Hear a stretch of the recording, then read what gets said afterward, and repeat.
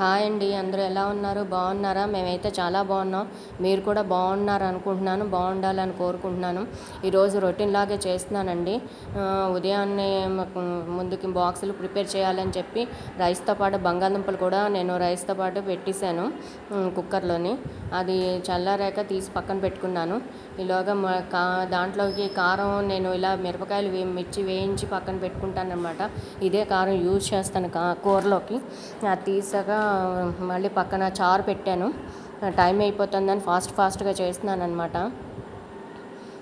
అలాగే చారుకి పోపు చూపించాను కదా, ఆ చారు మరిగాక పోపు వేస్తాను. ఇలాగా పక్కన మళ్ళీ కడాయి పెట్టుకొని దాంట్లో ఆయిల్ వేసుకున్నాను.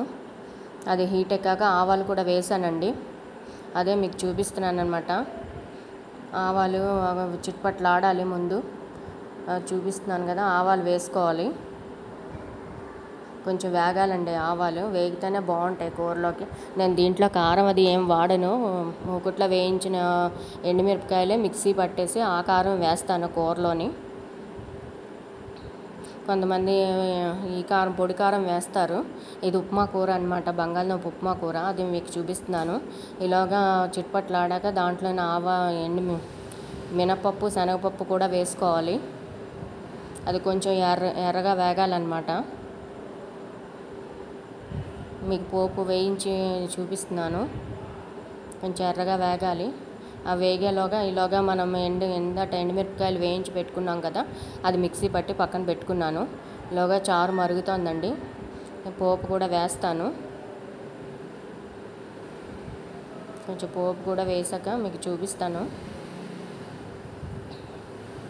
నా ఛానల్ కొత్తగా చూసిన వాళ్ళని సబ్స్క్రైబ్ చేసుకోండి నా ఛానల్ని. అలాగే లైక్ చేయండి, షేర్ చేయండి, కామెంట్ కూడా పెట్టండి. పక్కనున్న బెల్ ఐకాన్ క్లిక్ చేస్తే నేను ఎప్పుడు వీడియోస్ పెట్టినా మీరు చూడగలుగుతారు. పోపు అయితే వేగిందండి. ఇప్పుడు ఉల్లిపాయలు పచ్చిమిరపకాయలు ఇలా సన్నగా కట్ చేసుకొని వేయించుకోవాలి ఎర్రగాను కూరలోకి. పక్కన చారుకు పోపు అయితే వేగుతున్నది. కొంచెం స్పీడ్గా చేయవలసి వస్తుందండి వంట.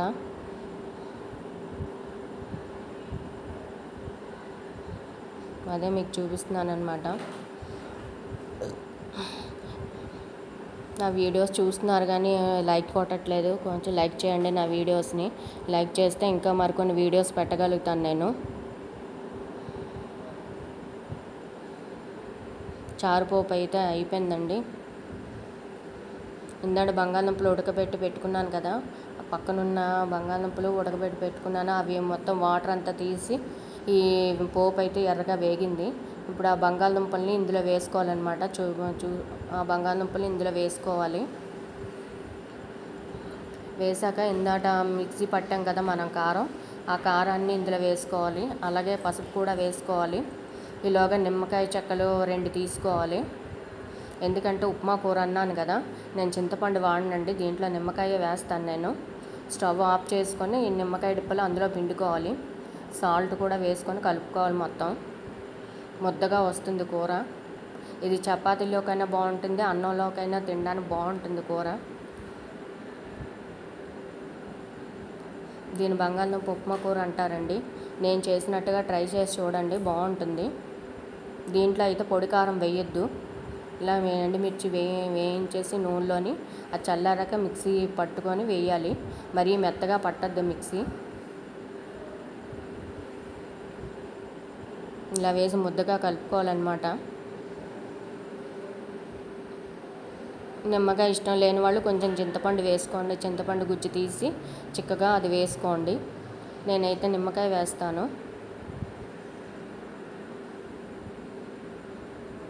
దీనికైనా కందబచ్చల కూరకైనా కొంచెం నిమ్మకాయ వేసుకుంటే బాగుంటుంది.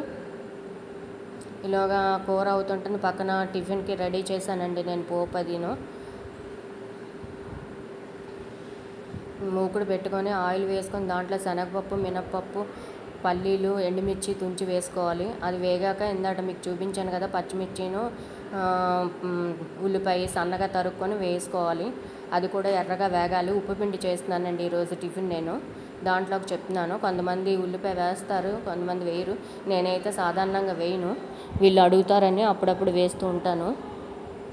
మా వాళ్ళు అడుగుతారని వేస్తూ ఉంటాను. నాకైతే ఉప్పుపిండిలో ఉల్లిపాయ ఇష్టం ఉండదండి. ఉల్లిపాయ లేకుండా చేసుకుంటేనే బాగుంటుంది ఉప్పుపిండి. దీంట్లో 2 గ్లాసు వాటర్ అయితే పోస్తాను. మనం నూకను బట్టి పోసుకోవాలి వాటరు. నేనైతే పావు నూక ఆడుకున్నాను. మిక్సీలో పట్టానండి నూక. పచ్చి నూకేను, కడిగి ఆరబెట్టిన నూక కాదు, పచ్చి నూకే. సన్నగా ఆడుకుంటే బాగుంటుంది. అప్పటికప్పుడు చేసుకోవాలంటే ఇలా చేసుకోవచ్చు. దీంట్లో తగినంత సాల్ట్ వేసుకోవాలి.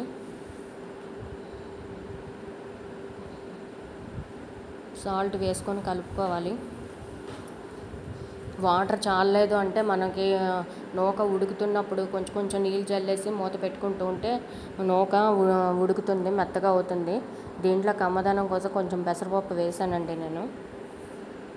ఇప్పుడు నూక పోసి కలుపుకోవాలి.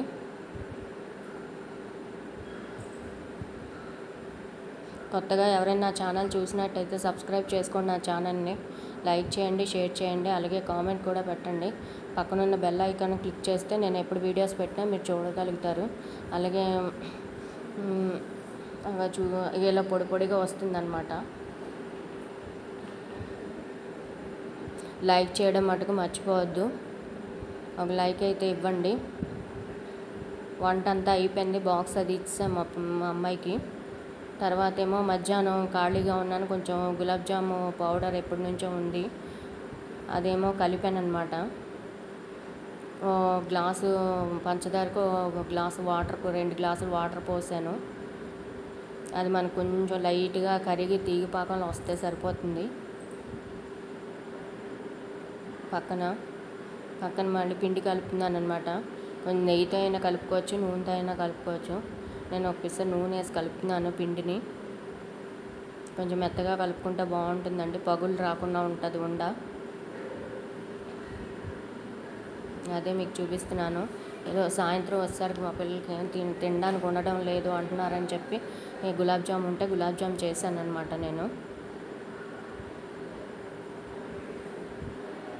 ఇలా ఉంటే సరిపోతుంది పిండి. కొద్ది కొద్దిగా వాటర్ పోసుకుంటూ మెత్తగా కలుపుకోవాలి.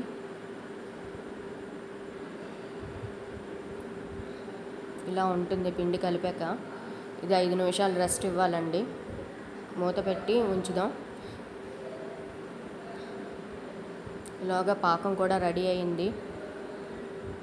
ఇలా ఉంటే సరిపోతుంది పాకం.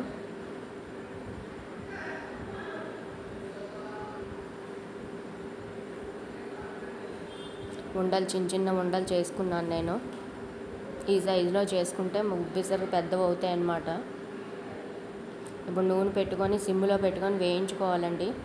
హైలో పెట్టేసామంటే లోపలంతా ముద్దగా ఉంటుంది, పైన వేగదు. లోపలంతా వేగదు, పైనంతా నల్లగా మాడిపోయినట్టుగా వచ్చేస్తుంది.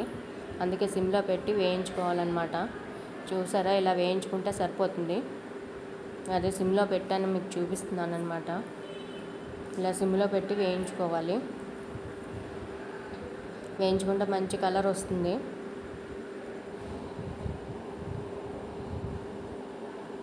చూసారు కదా ఎలా వచ్చిందో కలరు. ఇంకొంచెం కలర్ వస్తే బాగుంటాయి. పక్కన కొంచెం గోలగోలగా ఉందండి.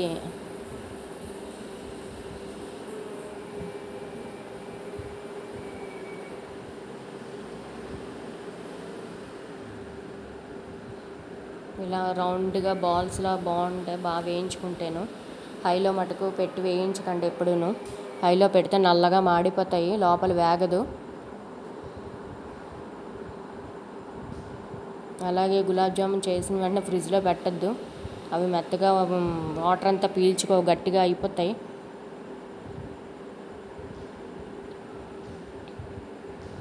ఇంకోసారి వేయించుకుందామండి.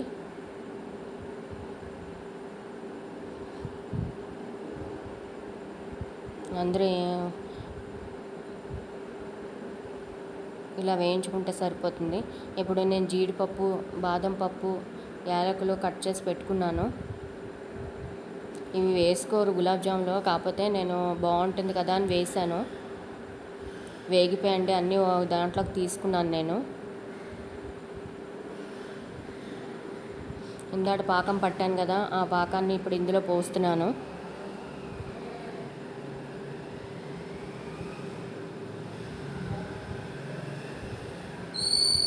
ఇందులో పోస్తున్నాను పాకం అంతాను. ఇవి బాగా ఊరి ఉబ్బుతాయండి పాకానికి. మీకు పాకం అయితే ఎక్కువ కనిపించట్లేదు కానీ సరిపోయింది పాకం. దీంట్లో యాలకులు జీడిపప్పు అన్నీ పెట్టుకున్నాను కదా, అవన్నీ వేస్తున్నాను అనమాట. ఇష్టం ఉన్న వాళ్ళు వేసుకోండి, లేకపోతే లేదు. వెయ్యాలి కంపల్సరిగా అనేం లేదు, కాకపోతే వెయ్యాలనిపించి వేసాను. యాలకులు మట్టుకు వేసుకోండి, స్మెల్ బాగుంటుంది. అయిపోయిందండి గులాబ్ జామును. ఎప్పటి నుంచో అడుగుతున్నారని చెప్పి చేశాను. సాయంత్రం ఇడ్లీ పెడదామని ఇడ్లీ రుబ్బాను అనమాట. దాంట్లోకి చట్నీ అయితే చేస్తున్నాను. బొంబాయి చట్నీ చేయమన్నారని బొంబాయి చట్నీ ప్రిపేర్ చేశాను. ఇలాగ ముక్కలుగా కట్ చేసి పెట్టుకోవాలి, టమాటా, ఉల్లిపాయ, పచ్చిమిర్చి కూడాను. ఇప్పుడు మూకుడు పెట్టుకొని దాంట్లో ఆవాలు వేసుకోవాలండి. ఆవాలు చిటపట్లు ఆడాలి. అలాగే ఒక ఎండుమిర్చి కూడా వేసుకోవాలన్నమాట. ఈ బొంబాయి చట్నీ ఎంతమందికి ఇష్టమో చెప్పండి.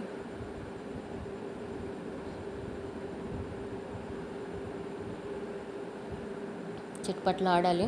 ఇప్పుడు ఒక ఎండుమిరపకాయ కూడా వేసుకుందాం ఇందులో. ఉల్లిపాయ, పచ్చిమిర్చి కూడా వేసుకొని మొత్తం ఎర్రగా వేగినట్టు వేయించుకుందాం. మరీ అంత ఎర్రగా వేగక్కర్లేదండి, బాగోదు. లైట్గా మెత్తబడితే సరిపోతుంది. ఉల్లిపాయ మెత్తబడాలంటే కొంచెం సాల్ట్ వేసుకోండి దాంట్లో.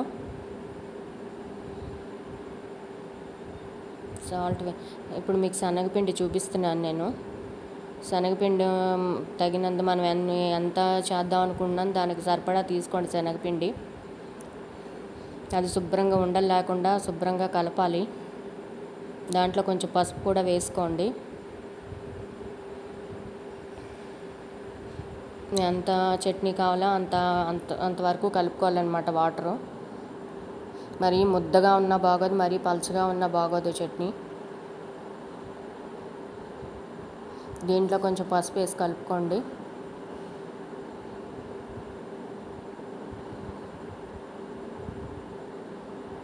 పసుపు చూపిస్తున్నాను, పసుపు వేసుకోండి కొంచెం. దాంట్లో పసుపు వేసి కొంచెం జారుగా కలుపుకోండి. మనకి ఎంత చట్నీ కావాలో అంతలా కలుపుకోండి వాటర్ పోసి. ముద్దగా తినేవాళ్ళు ముద్దగా కలుపుకోండి. ఉల్లిపాయలు, పచ్చిమిర్చి అన్నీ వేగిపోయాయి అన్నమాట. టమాటా కొంచెం మెత్తబడాలి.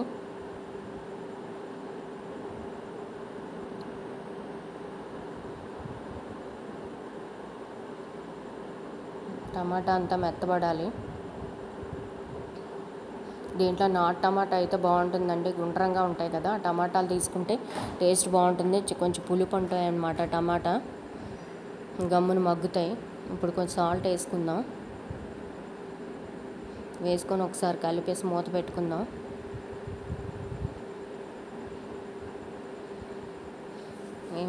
ఆ ఉప్పుకి టమాటా మెత్తబడిపోతుంది. ఈలోగా మనం చట్నీకి శనగపిండి వేసాం కదా, అది ఇలా కలుపుకోవాలన్నమాట. ఇలా జారుగా ఉంటే బాగుంటుంది చట్నీకి. థ్యాంక్ యూ అండి. నెక్స్ట్ వీడియోలో కలుద్దాం.